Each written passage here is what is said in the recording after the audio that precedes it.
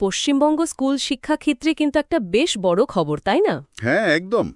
রাজ্য স্তরের দ্বিতীয় এসএলএসটি মানে সহকারী শিক্ষক নিয়োগ পরীক্ষা ২০২৫-এর ঘোষণা হয়েছে।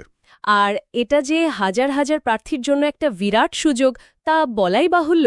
আমাদের হাতে পশ্চিমবঙ্গ স্কুল সার্ভিস কমিশনের নোটিফিকেশনটা আছে, আর সরকারের নতুন যে নিয়োগ বিধিমালা ২০২৫ সেটাও রয়েছে। আজকের আলোচনাটা মূলত এই দুটো ডকুমেন্ট থেকেই জরুরি তথ্যগুলো সহজ করে তুলে ধরা, যাতে পুরো ব্যাপারটা বুঝতে সুবিধা হয়। ঠিক। তবে শুরুতেই একটা জিনিস মনে রাখার দরকার কিন্তু। বলুন। এই পুরো নিয়োগ প্রক্রিয়াটা সুপ্রিম কোর্টের একটা নির্দেশের ভিত্তিতে হচ্ছে, যদিও সরকার আর কমিশন দুজনেই ওই রায়ের রিভিউ পিটিশন করেছে। ওহ, আচ্ছা। হ্যাঁ, সুতরাং পুরো ব্যাপারটা কিন্তু ওই আবেদনের ফলাফলের ওপর অনেকটাই নির্ভর করছে। মানে কমিশন প্রয়োজন মনে করলে এটা বাতিল বা পরিবর্তনও করতে পারে, সেই অধিকারটা ওরা রেখেছে। গুরুত্বপূর্ণ একটা পয়েন্ট। এই আইনি দিকটা মাথায় রেখেই তাহলে এগোনো যাক। প্রথম প্রশ্ন যেটা আসছে, কারা আবেদন করতে পারবেন, মানে যোগ্যতা বা ধরুন বয়সের শর্তগুলো কি কি?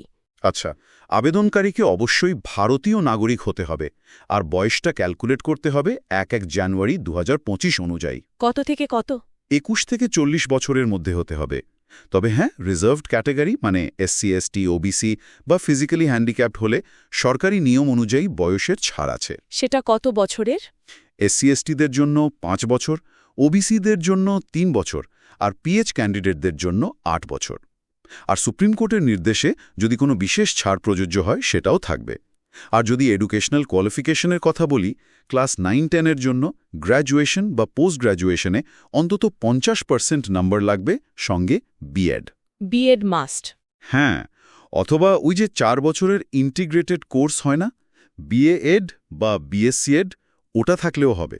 আর ক্লাস 11-12-এর জন্য পোস্ট গ্র্যাজুয়েশনে ৫০% নম্বর, আর সঙ্গে বিএড বা ওই ইন্টিগ্রেটেড ডিগ্রি।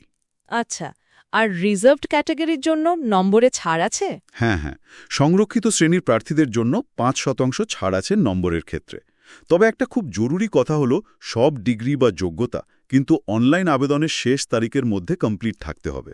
বুঝেছি, মানে অ্যাপিয়ারিং ক্যান্ডিডেটরা সুযোগ পাচ্ছেন না যদি রেজাল্ট না বেরোয়। একদম। আচ্ছা, আর একটা বিষয় মনে হয় খুব জরুরি, সেটা হলো মিডিয়াম বা মাধ্যম। ঠিক ধরেছেন, যে মিডিয়ামে স্কুলে পড়াতে চান সেই ভাষাটা কিন্তু মাধ্যমিক বা উচ্চ মাধ্যমিক স্তরে পড়ে থাকতে হবে। মানে বাংলা মিডিয়ামের জন্য বাংলা। আর পুরুষ প্রার্থীরা কি মেয়েদের স্কুলে আবেদন করতে পারবেন? না, সেই নিয়মটা এখনও একই আছে। পুরুষ প্রার্থীরা কোয়েড বা বয় স্কুলে আবেদন করতে পারবেন, গার্লস স্কুলে নয়। আর হ্যাঁ, রিজার্ভেশনের সুবিধাটা শুধু পশ্চিমবঙ্গের স্থায়ী বাসিন্দাদের জন্যে। বেশ, যোগ্যতার ব্যাপারটা পরিষ্কার হলো। এবার আসি আবেদন প্রক্রিয়ায়। কিভাবে আবেদন করতে হবে আর তারিখগুলো যদি একটু বলেন। আবেদন কিন্তু সম্পূর্ণ অনলাইনে করতে হবে। কমিশনের যে অফিসিয়াল ওয়েবসাইট আছে www.westbengalssc.com, সেখানে। কবে থেকে শুরু হচ্ছে? পোর্টাল খুলবে ১৬ জুন ২০২৫ বিকেল ৫টা থেকে, আর চলবে ১৪ জুলাই ২০২৫ বিকেল ৫টা পর্যন্ত। মানে প্রায় ১ মাস সময় থাকছে। হ্যাঁ, আর অ্যাপ্লিকেশন ফি জমা দেওয়ার শেষ তারিখও ওই ১৪ জুলাই, তবে রাত ১১টা ৫৯ পর্যন্ত সময় থাকবে। ফি কত লাগছে? অ্যাপ্লিকেশন ফিটা হচ্ছে জেনারেল আর ওবিসি ক্যান্ডিডেটদের জন্য ৫০০ টাকা। ৫০০ টাকা? আর এসসি, এসটি বা পিএইচ ক্যান্ডিডেট হলে ২০০ টাকা। এটা কিন্তু প্রতিটা লেভেলের জন্য আলাদা, মানে 9-10-এর জন্য একবার, 11-12-এর জন্য আবার। ও আচ্ছা, ফর্ম ফিল আপে নিশ্চয়ই খুব সতর্ক থাকতে হবে। অবশ্যই, কারণ নোটিফিকেশনে বলাই আছে একবার ফাইনাল সাবমিট করার পর কোনো রকম এডিট বা কারেকশনের সুযোগ দেওয়া হবে না। তাহলে খুব সাবধানে সময় নিয়ে ফর্মটা পূরণ করতে হবে। আচ্ছা, পরীক্ষাটা কবে হতে পারে, কোনো নির্দিষ্ট তারিখ? দেখুন, নোটিফিকেশন অনুযায়ী প্ল্যান হচ্ছে সেপ্টেম্বরের ফার্স্ট উইকে পরীক্ষা নেওয়ার। সেপ্টেম্বরের প্রথম সপ্তাহ? হ্যাঁ, তবে ফাইনাল ডেট পরে জানানো হবে। ওয়েবসাইটে নজর রাখতে হবে। বুঝলাম। এবার একটু সিলেকশন প্রসেসটা নিয়ে কথা বলি, মানে কি কি ধাপ থাকছে? মূল ধাপগুলো হচ্ছে, প্রথমত একটা ওএমআর বেসড রিটেন টেস্ট হবে। আচ্ছা, এমসিকিউ টাইপ? হ্যাঁ, তারপর একাডেমিক কোয়ালিফিকেশন, আর যদি কারো টিচিং এক্সপিরিয়েন্স থাকে সেটার উপর নম্বর থাকবে। আর সবশেষে থাকবে ইন্টারভিউ এবং একটা লেকচার ডেমনস্ট্রেশন। লেকচার ডেমনস্ট্রেশন মানে ক্লাসে পড়িয়ে দেখানো? হ্যাঁ, একটা ক্লাস ডেমো দিতে হবে। রিটেন টেস্টের রেজাল্টের পর যত ভ্যাকেন্সি আছে তার মোটামুটি 1.6 গুণ প্রার্থীকে ইন্টারভিউর জন্য ডাকা হবে। 1.6 গুণ কেন? এটা একটা সেফটি মার্জিন, কারণ অনেকেই হয়তো ইন্টারভিউতে আসেন না বা ডকুমেন্ট ভেরিফিকেশনে বাদ যান, তাই একটু বেশি ডাকা হয়।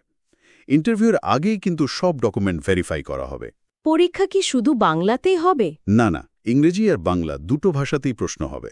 তবে ল্যাঙ্গুয়েজ সাবজেক্টগুলো যেমন বাংলা বা সংস্কৃত, সেগুলোর পরীক্ষা সেই ভাষাতেই হবে। এবার একটু নম্বর বিভাজনটা জানতে চাই। কোন ধাপে কত ওয়েটেজ? 9, 10 আর 11, 12 দুটোর জন্যই সেম স্ট্রাকচার। রিটেন টেস্টে 60 নম্বর, 60 নম্বর। আচ্ছা। একাডেমিক কোয়ালিফিকেশনে 10, আগের পড়ানোর অভিজ্ঞতা থাকলে তাতে 10, ইন্টারভিউতে 10 আর লেকচার ডেমোতে 10, মোট 100 নম্বর। তাহে এই 100 নম্বরের উপরে ফাইনাল মেরিট লিস্ট তৈরি হবে? একদম, সব ধাপের নম্বর যোগ করে ফাইনাল মেরিট লিস্ট বানানো হবে। সেটা হবে সাবজেক্ট, মিডিয়াম, জেন্ডার আর রিজার্ভেশন ক্যাটেগরি অনুযায়ী। প্যানেল আর ওয়েটিং লিস্ট কিভাবে তৈরি হবে? যতগুলো শূন্যপদ আছে ঠিক ততজনের নাম থাকবে ফাইনাল প্যানেলে, আর বাকি যারা কোয়ালিফাই করবেন তাদের নিয়ে ওয়েটিং লিস্ট তৈরি হবে। দুটোই ওয়েবসাইটে দেওয়া হবে। এই প্যানেলের ভ্যালিডিটি কতদিন থাকে সাধারণত? সাধারণত 1 বছর, তবে সরকার চাইলে বিশেষ পরিস্থিতিতে আরও 6 মাস বাড়াতে পারে। যদি দুজনের নম্বর একই হয়ে যায়, টাই হলে কি হবে? খুব ভালো প্রশ্ন। যদি টোটাল নাম্বার 1 হয় তাহলে প্রথমে দেখা হবে রিটেন টেস্টে কে বেশি পেয়েছে। আচ্ছা। সেটাও যদি 1 হয় তখন দেখা হবে একাডেমিক স্কোর। আর যদি সেটাও বাইচান্স 1 হয়ে যায় তখন জন্ম তারিখ দেখা হবে। যার বয়স বেশি তিনি র্যাঙ্কে আগে আসবেন। বেশ ডিটেইলড একটা প্রসেস। তাহলে প্যানেলে নাম আসার পর ফাইনাল অ্যাপয়েন্টমেন্টটা কিভাবে হয়? প্যানেলভুক্ত প্রার্থীদের কাউন্সেলিংয়ের জন্য ডাকা হবে। সেখানে তারা নিজেদের পছন্দ অনুযায়ী স্কুল বাছবেন। তারপর রিজিওনাল কমিশন থেকে রেকমেন্ডেশন লেটার যাবে মধ্যশিক্ষা পর্ষদের কাছে। আর পর্ষদে ফাইনাল অ্যাপয়েন্টমেন্ট লেটার দেবে? হ্যাঁ, পশ্চিমবঙ্গ মধ্যশিক্ষা পর্ষদ চূড়ান্ত নিয়োগপত্র দেবে। সেই চিঠি পাওয়ার পর নির্দিষ্ট দিনের মধ্যে স্কুলে জয়েন করতে হবে। সাধারণত 30 থেকে 60 দিন সময় দেওয়া হয়। তাহলে পুরো আলোচনাটা যদি এক কথায় সামারি করি, এটা সুপ্রিম কোর্টের নির্দেশে শুরু হওয়া একটা নতুন নিয়োগ প্রক্রিয়া।